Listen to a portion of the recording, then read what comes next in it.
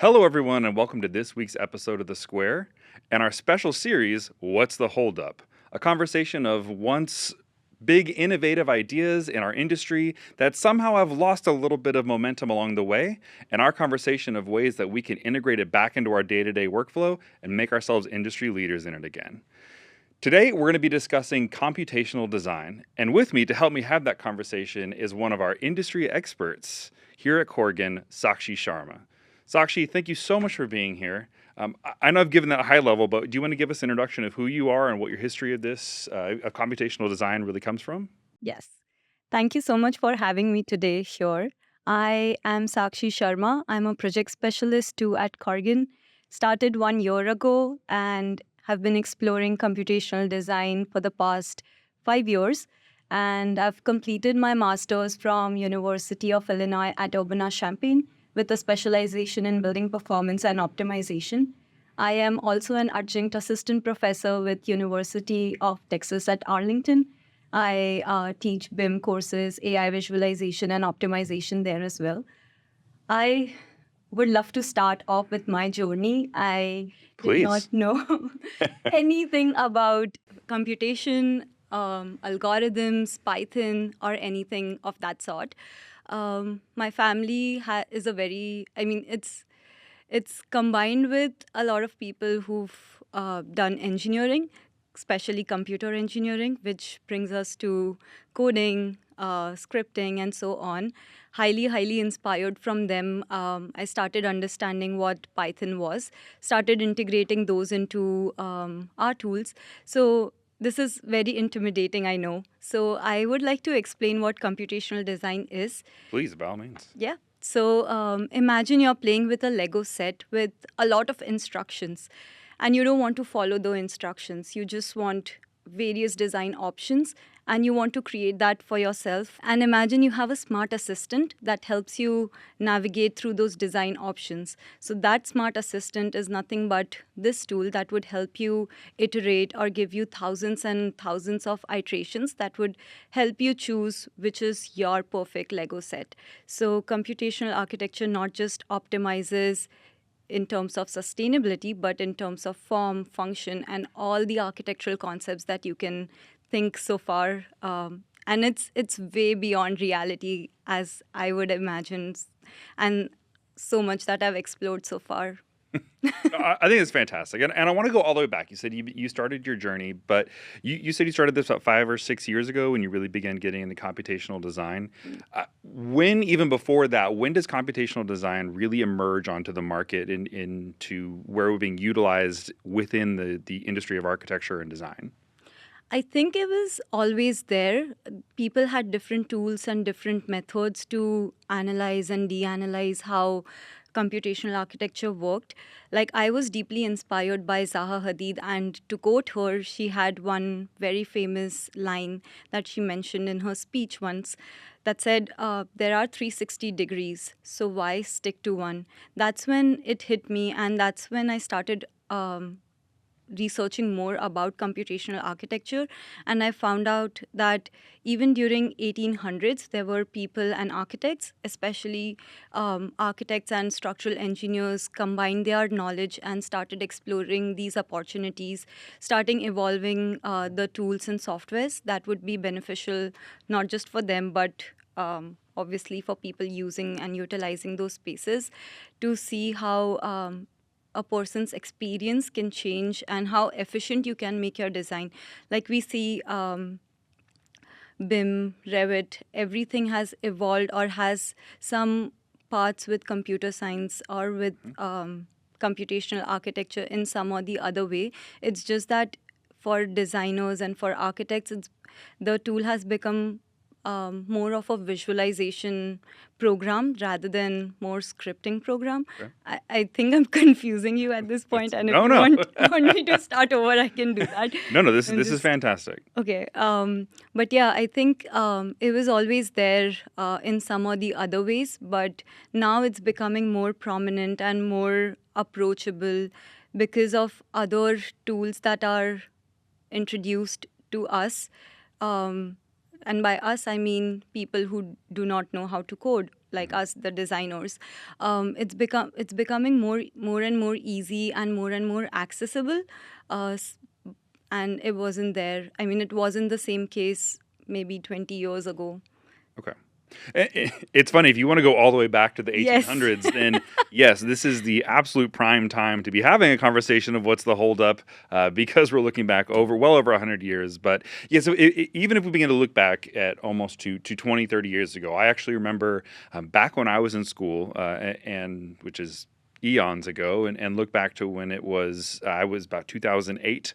2007, 2008, when I was my second year of school, actually one of the creators of Grasshopper was one of our professors, and I regret never actually directly having him. But we were beta testers within Rhino for computational design, and what it meant to introduce Grasshopper into that kind of workflow program. And now we're sitting here nearly 20 years later. Like you said, it's been almost that 20-year Yeah. gap, and something that has so many advantages, so advantageous towards our profession, towards our design direction. We see that there's been a delay of the adaptation. We see that it's something that is not one-to-one. Everybody has a clear-cut understanding of it, and everyone is using it every single day. Yeah. Of course, that's also my interpretation. Am I interpreting that wrong? Do we use computational design maybe in ways we don't understand we're using computational design within our profession right now? I would say there is hesitation and there is intimidation with what the software can do and the way we approach the software. I think it's very complex. Even for me, 5 years into the field, it is still difficult for me. The only reason I like it is because it's challenging, and I love challenges, and I like to explore. I want to break my boundaries and see what's there, what is more to learn. And like I mentioned, so was any other tool that we got introduced to. So was BIM, Revit, AutoCAD once in a while, right? But now, like I said, it is so accessible. If you don't understand a script or a component, you can easily take a screenshot, put it to ChatGPT or Copilot that Corgan also has, and you can just see what the component does and then move to the next step. So I think technology adoption now has become way easier than it was 5 years or 10 years ago when we were in school. I think while I was exploring, if I was stuck in any of the script, and I had no way out because the one person I knew was my professor and I could not bug him all the time. So there is a lot of hesitation to these softwares because they are not in our comfort zone. So I would say yes, it is intimidating, it is difficult, but it's worth it. I think this is where it starts to really emerge that those generational gaps for me, because you're saying, yeah, it's simple. You just take the script that challenges you, and me, I'm like, what is a script? Like it's a whole step backwards of what it means to have something that you're familiar with, comfortable with. So if I'm even stepping back, and these may be layman terms for you, but they're still terms I'm trying to learn and absorb myself. What does it mean to have a script, write a script, utilize that script? What is that component of computational design? Okay. I would like to explain this example with Revit on one hand, Okay. or AutoCAD on one hand, and the other would be Grasshopper. So if you were to design or if you were to draw a line on Revit or AutoCAD, you would just take one point, you'll take another point and draw a line. Or you would just type in the line component and you'll just draw a line. It's the same way. The script works with Python, and Python understands coding. So people like us, we don't understand coding, so they have decoded that into a visualization script, and that's nothing but you just add components, and by components I mean you type in point, you'll see a point bubble, and then you'll type in another point, you'll see another bubble, and then you just draw a line. It's the same workflow that we use in AutoCAD, in Revit. It's exactly the same, but we just have these bubbles instead of those dots that you would usually see in Revit. So uh, but Grasshopper, on the other hand, would give you more flexibility, not in not just in terms of the rectangular grid that Revit is great and Revit is more efficient with, but it would give you more parametric design outputs, and it would give you more flexibility. That I would like to say, it would not restrict you to those 2 points. You can change those 2 points anytime you want within your script, within those bubbles, um, even after the design is completed, or even if the design is submitted. So you can come back to the design, you can make those changes, and you can use the new design that you have, compare it with your old design, and you don't have to go through the entire process of creating those two lines again, or that particular component again. When it comes to parametric design and introducing scripts, introducing scripting into our design process, that's to the best intent is to solve a problem that was existent within the modeling software. If it's coming up, solving an issue of far too complexity when it comes to geometries, understanding more information about it to make something more efficient. So with the intent, when we see scripting and developing what we know as scripting, what was that intended to alleviate or solve that was the existing problem within our industry? There were great tools available, but there were separate entities. So if you wanted to do daylight analysis or radiation analysis, everything was too separate, and you needed too many tools or too many softwares to run these analyses. Now with Grasshopper, everything is in one package. So you download one package, you can do all your energy analysis, all your structural analysis, all your MEP analysis if you want to do that, as well as your design iterations and optimization of that as well. So instead of doing or downloading or working or getting the knowledge of so many tools and subset of those, you just have one package, and now it's also integrated with Revit. So you can just take your Revit model, bring it to Rhino, and then run those analysis to see if your structure is efficient. If it's not, it's going to tell you where your structure is failing, and you can correct only that portion and take it back to Revit. So the whole workflow, I think, has improved significantly. Initially, there were too many loopholes, because if you obviously export your model to more than one software, you know what happens to your model, right? So I think that way it has not only optimized the way architects work with model, but also our consultants, and with also our lighting experts or structural consultants and so on. So I think it has become more efficient and more optimized, which wasn't the case few years ago. So looking at, I mean, we're talking about over a few years and over 20 years of developing this. It has been something that is now noticing a real benefit to our industry. What would you say has been that ultimate limiting factor of really seeing it taken on and having full industry-wide or firm-wide, if it's at Corgan or if it's any other a large or similar size firm, what is really preventing it from being fully adopted by the staff, by the workflow project team, to be part of our overall workflow? I think there are a lot of factors. One would be intimidation with the software. The second is the software has too many things to offer, and and even I get lost sometimes. Okay. And That's comforting. Yeah. Someone who is very much an expert in this field also is lost and intimidated, because I have opened up Grasshopper, I've opened up some of these programs, and I see it and I'm like, no, thank you, and close the laptop, and I'm taken back by that. So Yeah. so that's really great to hear, and I love that you brought up intimidation. Yeah. We're an industry of sometimes we're faced with that intimidation, and oftentimes it's like, well, if I can figure out a way around it, then I'm going to avoid doing that because it's intimidating. But it sounds like what you're telling me is that on the flip side, Grasshopper was created to avoid the intimidation of so much overwork and too many things that we needed to resolve that was a part of our day-to-day. That, okay, can we create something that alleviates some of those issues and concerns? Or am I interpreting that completely in the wrong direction?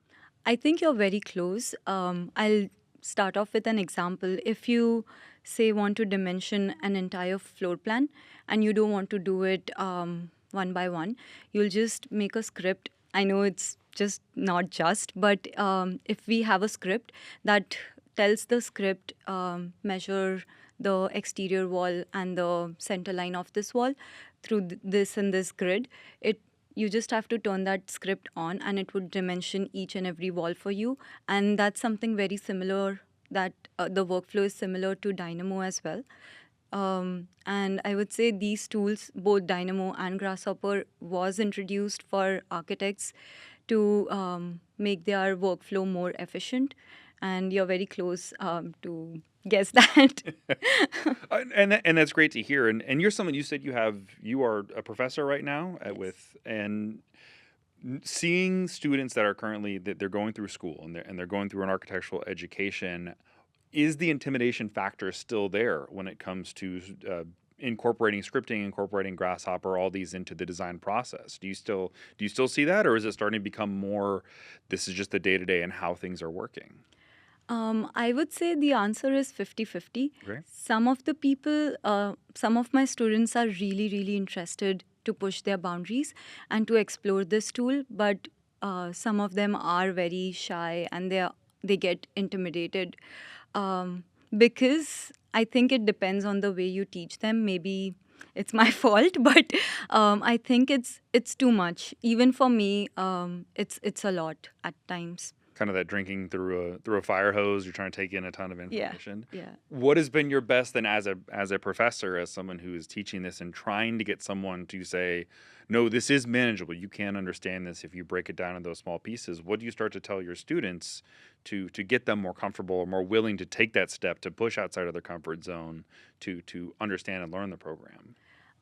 I usually start off with showing them my projects, and I start off with my worst projects because those were some of my works that I had done when I was, I think, doing my thesis, and I was very proud of my project. And 5 years after that, I see my project, I was like, no, what did I do?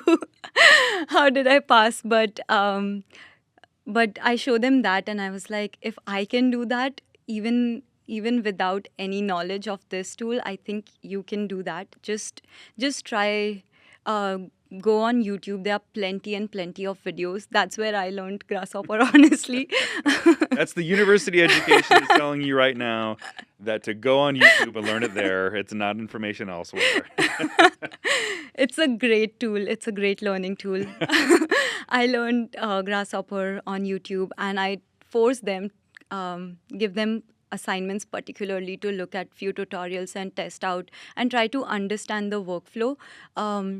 And I also tell them to differentiate the steps on AutoCAD and on Rhino. That makes them, because we are so used to working on AutoCAD and Revit, the workflow is same, but it's just if we start comparing how we how we could create a geometry in AutoCAD versus on Rhino, you will see there's literally no difference. So Going through your education and as you begin to learn this program, was there an element of is okay, I learned one kernel of truth, and then as I started to it was about layering on more and more information on top of it, or was there like this breakthrough moment where all of a sudden everything became clear and it was like an avalanche of information and knowledge that you began loading away, or somewhere in between? I wish I could lie, but but that's not the case. Like I said, I still don't understand plenty of things that goes around Grasshopper because it's very, very complex. I don't want to intimidate you, but it is quite complex. When you start working with it, you kind of start understanding what each component would do. And by component, I mean those driving factors that would generate those curves, that you are setting some limitations or you're setting some rules for those curves. Those components will start to get easier and easier the more you practice. And I think Grasshopper has so many things that's coming in every day. It's very difficult to understand the entirety of the entire software.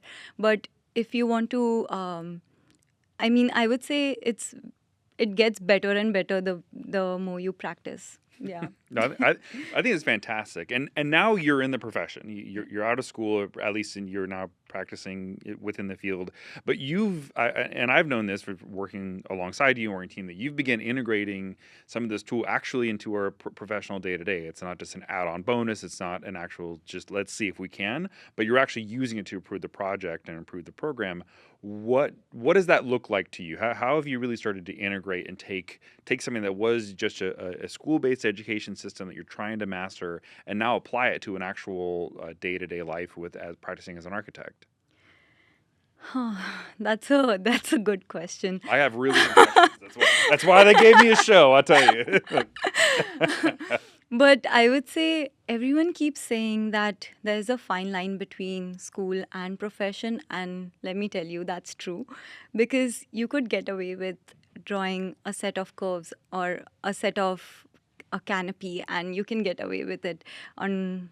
But in profession, you have to be very practical about sizes and fabrication elements and members and so on. I think the most challenging part for me was to transition from the education side to the professional side, because things started becoming more practical. So I couldn't mess up anything. I couldn't get away because I was the only person working on on the script, so I knew I would be in trouble. So I started actually joining those computational office hours, and I want to give them a big shout out. They Awesome. have helped me so much understand my script. They've also helped me understand the integration of ChatGPT Python scripting with Grasshopper, which is very, very new to the industry, and not a lot of YouTube videos on that. So I think, yeah, it has helped a lot, and started realizing that you need to fill those gaps. You need to fill your own knowledge with, and you need people to help you. You can't do it alone. I'm really glad that you brought that up, that we are starting to talk about AI and how we integrate AI into this workflow process. What have you seen that has really started helped bridging any kinds of gaps and moving the integration forward when it comes to scripting and using this computational design? I think with the introduction of ChatGPT throughout the world, it was it was a crazy outbreak, I would say, and it changed a lot of things. Not just, I mean, I don't want to talk about other fields. In terms of architecture, they introduced several free platforms, and people started exploring, and I was one of them, started exploring what AI does, and got really interested to bridge the gap between computer science and architecture, because we do not see this right now, but there is a very strong interconnection between these two fields. Like I said, we are using AI on a very superficial level currently. Corgan is great at adopting AI into our day-to-day workflow. Like, we had a workshop on Evolve Lab that has a tool called Veris, and it eases your quick rendering process. So if you want to show a quick conceptual rendering to a client, you can directly use AI instead of going through the whole settings of Enscape. That's just one thing. The other thing is Microsoft Copilot. I think Corgan again supports it. You can use those for sending an email or writing a message, or even for computational part. If I say, you can ask it to create a Python code which you can easily use on Grasshopper, and it explains with steps, with detailed steps, how to input, what to input, and what to expect as an output.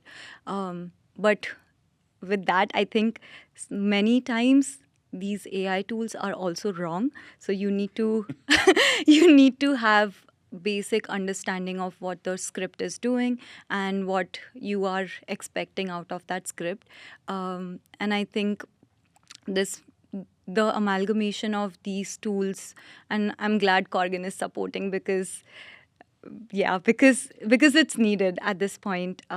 You can't stay back. You can't Yeah. say no at this point. It's just part of it's the next progress. It's where Yes. it's our the inevitability. Yes. Well, let's say hypothetically, someone in this conversation is nearly 15 years within the profession and does not incorporate scripting use at all, and computational design is very far off the radar. What does that workflow process ideally look like for someone, that hypothetical, it's me, someone to become more comfortable and better integrate that into that workflow process? Where should I begin? Where should someone begin to start going about that?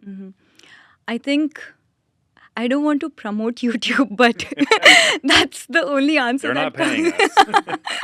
That's the only answer that comes on my mind because that's where I learned it. But there are many free resources. Even on Corgan's website, there is, I think, on Corgan University, they have too many videos on, I think, the introduction to Grasshopper, and it will take you from a beginner to advanced level course, and it's not intimidating. It's very very easy, and and it takes baby steps, so it won't scare you off using this tool. But like I said, how I started was I wanted a architectural concept, and I wanted to design that so bad that I needed to learn this tool because that was the only tool that would help me design that output. So I think having that passion to learn a new tool is also very important at this point. Let's say over a decade of experience in this project, have you had someone who you have successfully guided and got them to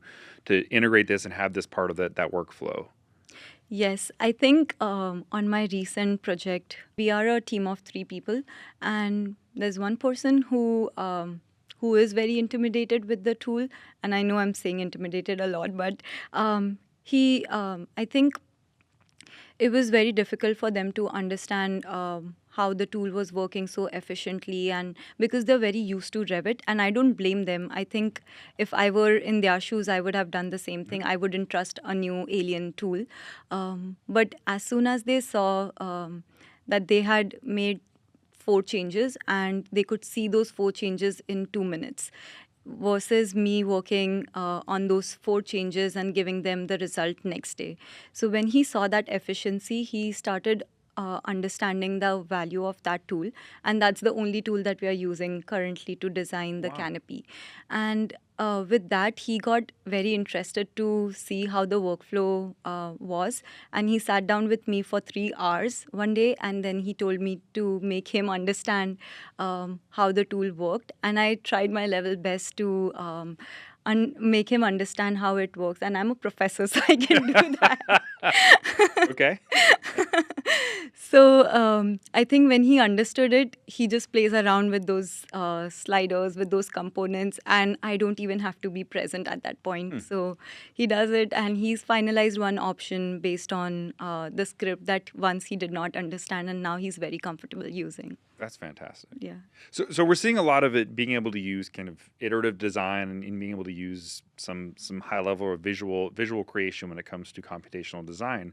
Are we also seeing that it has a place when it comes to our kind of document control, document creation? Where have you started to see that integrating and pulling all together? Yeah. I think Dynamo and Grasshopper have started adopting not just so initially it was used in the schematic and design development phases, but now they've started evolving because they knew that if your design is not practical, it's just going to be an educational project in a school, and people are not going to use it in the industry. So they've started this trend where they are adopting new technology each and every day and their only, I think, concept behind this is to increase the automation speed. And by automation, I mean if it takes you, say, a day to create all the sheets on Revit, Dynamo would do it for you in, say, 1 hour. So that increases efficiency, and so would Grasshopper help you increase the speed. The same thing, sorry. But yeah, I mean, both of these tools would help you increase and optimize your workflow and your time. I think that's fantastic. And we're really seeing that integration now. I think, despite the fact that computational design has been around for nearly 2 decades as far as how we integrate our industry, we've really seen the uptick over the past year, maybe year and a half, as it's beginning to really build that momentum.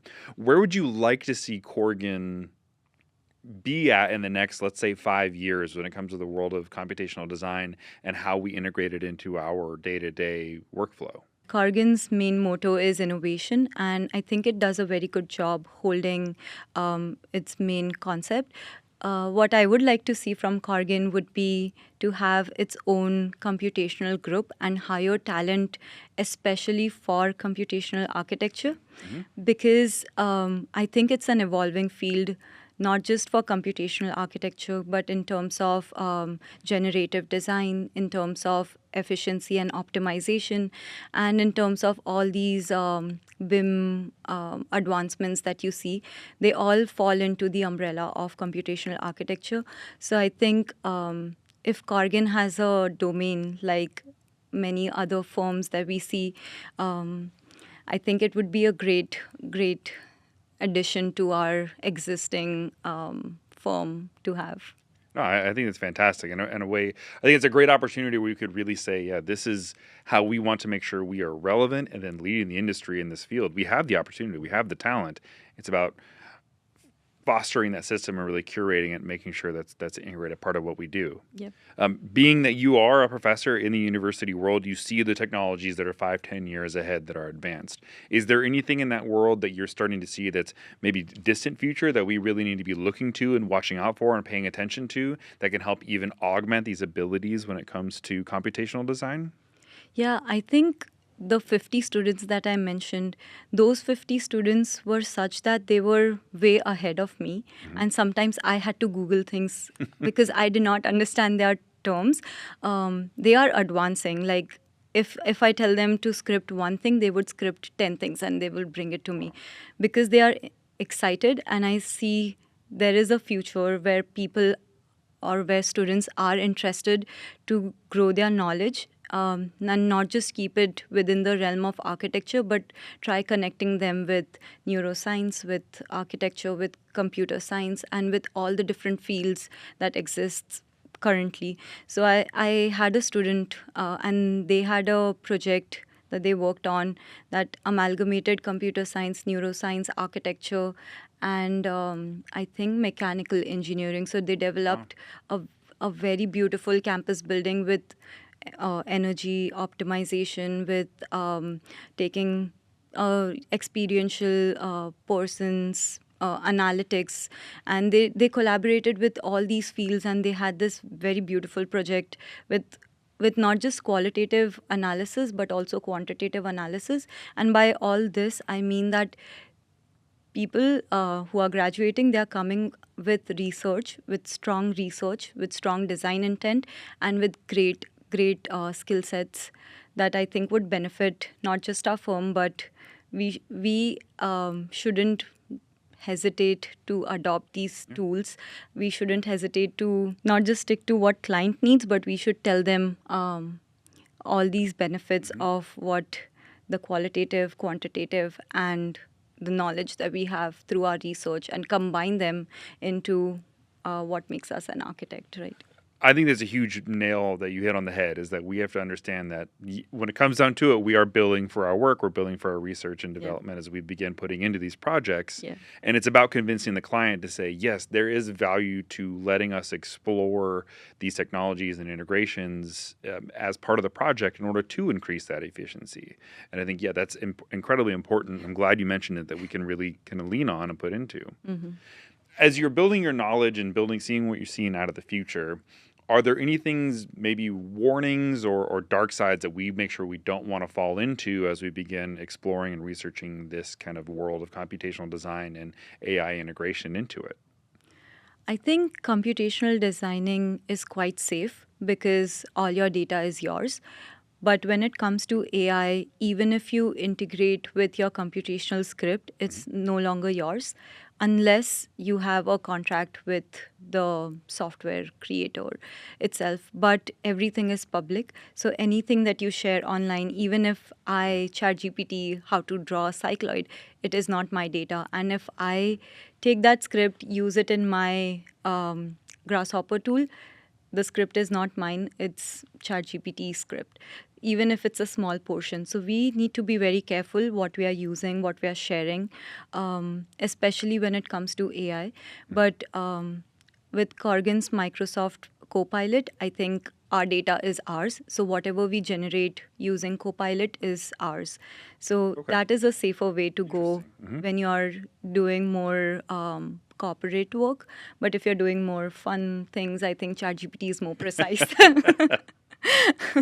No, I think that's wonderful, and that we starting to have outlets and availabilities here at Corgan to be exploring and doing that in a safe space, safe owned space where we know it's our property. Yeah. Are there any resources that you would offer someone to point to if they really want to start diving into this world, either their first year here at Corgan or their 10, 15 years in their future at Corgan? What's the best route to start getting into? I know you said look at YouTube or look at a Yeah. university, but what is your recommended first point where we can really point to and say, yes, start here? I think finding a mentor is very necessary. I found my mentor, I found Peter from IT, and if I'm stuck anywhere, he's the first person that I direct to, because he helps me out with the script. And even now, 5 years later, I get stuck. I don't understand certain components. He helps me out. So finding the right person is really important. The second thing is getting the basic knowledge of these tools is very important. Like Revit was intimidating too in the beginning, right? So are these tools. So if you start with the basics, I think it gets better with time.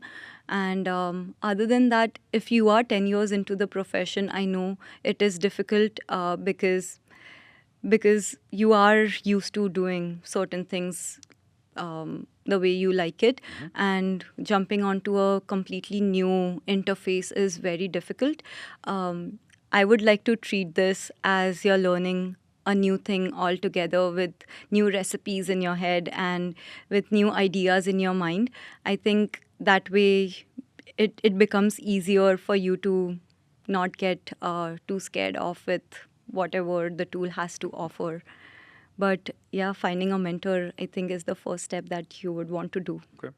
When it comes to the world of architecture and design that we're really looking at when it comes to computational design, are there any additional areas of use, areas within our profession, maybe within Corgan or even outside of Corgan, that you would really love to see start adopting computational design to make things, continue to make them more efficient, better use, and better integrated into our industry? Yeah, I think the uses, there are plenty. I mean, it's an exhaustive list. You can use computational design for optimization of energy, and I know that Echo, they are using a lot of computational tools to do those simulations and analysis. You can use for any parametric design. You can use it for automation. If, like I said, if you want to create 20 sheets at once using one script, you can do that. And you can use it to optimize your own, or if you want to have multiple design options, I think computational design is the best to work with. Fantastic. Sakshi, this has been absolutely fantastic, fascinating. I could keep talking about it for hours, but I'm sure we have to pay extra YouTube subscriptions if we do. But I want to thank you so much for being a part of this. I hope you had a great time. If there's any other elements or anything you want to speak to towards AI, computational design, are there any other topics you want to make sure we're discussing and covering? Yeah, I think I had a great fun, by the way, and I really enjoyed being here today. I think I would like to requote Zaha Hadid. There are 360 degrees, so why stick to one? Just explore. There's a world out there waiting for you. I don't think I need to put an end and put a final stamp on this. I think that was amazing. Sakshi, thank you so much. And thank you all so much for being here and having this discussion when it comes to computational design on what's the holdup. And until next time, go do something great.